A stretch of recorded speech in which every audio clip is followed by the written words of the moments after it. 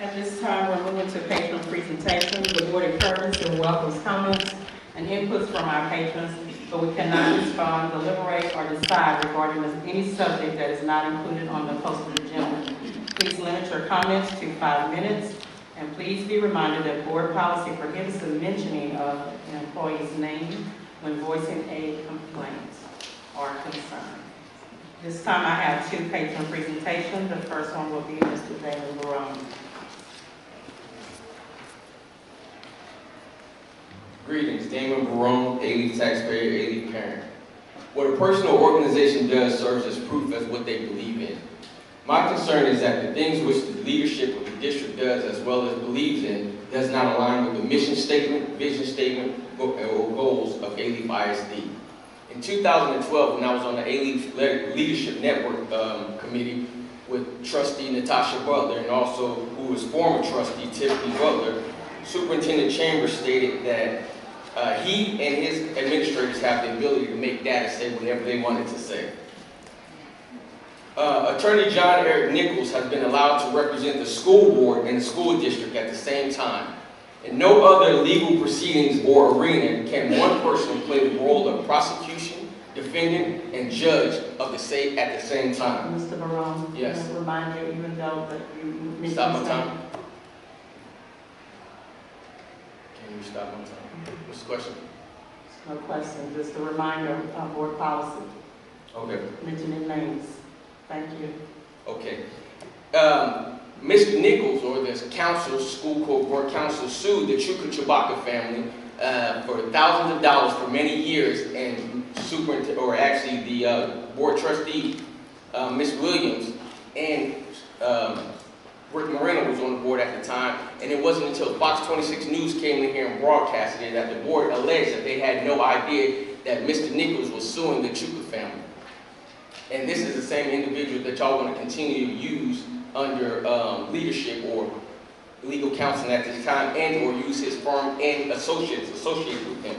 During the September 4, 2018 board meeting, Superintendent Chambers stated that he had not been monitoring data as it related to the academic performance of the district's elementary schools. Specifically, as a board member, I still ask you to remind the patron presentation about using names. Okay, the superintendent specifically the 6 elementary schools on the TEA improvement required list because he was focused on high school graduation rates. During the December 2018 board meeting, teacher union representative Errol Jones came in and asked for the board meetings to be live streamed. And Madam President stated that if the parents really wanted to be here at the board meetings each month, then they would show up. During the January 15, 2019 board workshop meeting, Master Trustee Rick Moreno stated that the school board has routinely asked for things from the superintendent and administrators, but the board never follows up on getting their requested documents or information. During the February 19, 2019 Policy and Legislative Committee meeting, Board Secretary Lily Trump, who is not here, was conference called into the meeting. During the March 4, 2019 Board Council Committee meeting, Trustee Natasha Butler was conference called into the meeting. During the March 5, 2019 Board Workshop meeting, Superintendent the superintendent missed that meeting because he was in Austin. During the April 2, 2019 Board Workshop meeting, Assistant Secretary Jennifer Keys was live streamed into the board meeting.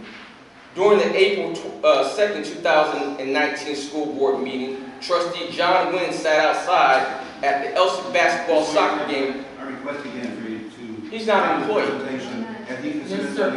He's not an employee. Thank you. He's not an employee. See, we don't know how to conduct business at the board. So, Trustee John Wynn sat outside the entire time and watched the Elsie soccer game and came in after executive session. My attendance here has been better than every last one of you all sitting on the board, and even many of the administrators sitting behind me.